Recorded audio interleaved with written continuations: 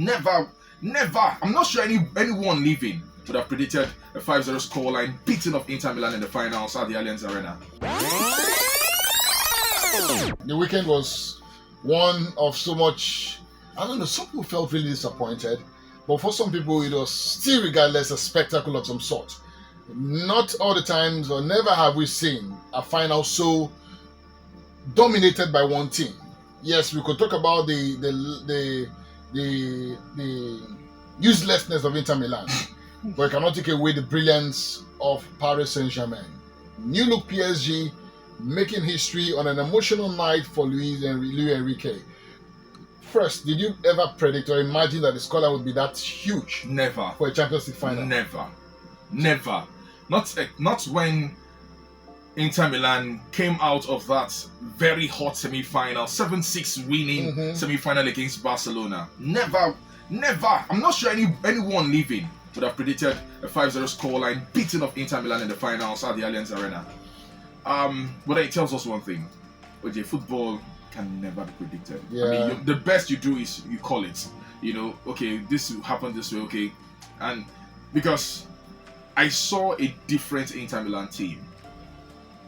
I was telling someone on Saturday before I came for the show, and I said, we might see this Inter Milan team capitulate because of the young, enterprising, PC players of PSG.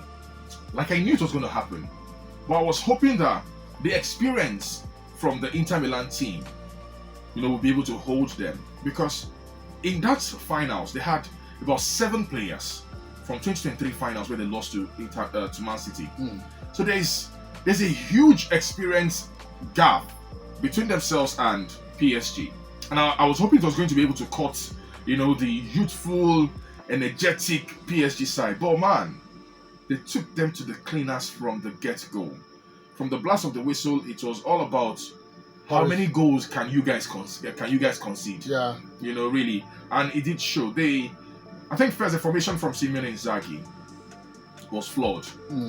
Was that a 3-5-2? It was a 3-5-2 formation, and it was easily exposed. It was easily too exposed for me.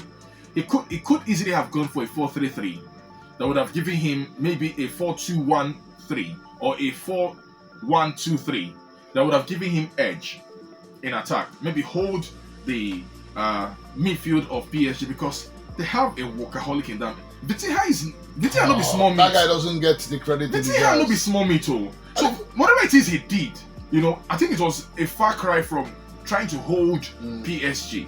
And you have Desire Doe, you have Krisha Kvaratskhelia, you have Ousmane Dembele attacking you, lunging at you at every minute, and there was nothing. The only response was, even Dumfries was not even playing in defense.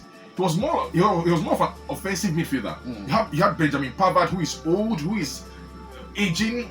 I don't want to say it's bad, but I mean, we saw Pavard not so long ago in the finals of the World Cup, so let me give him that excuse. But I mean, he was almost tired, and I think it was just a very lazy Inter Milan team. So Inzaghi maybe architect of his own struggles at the weekend.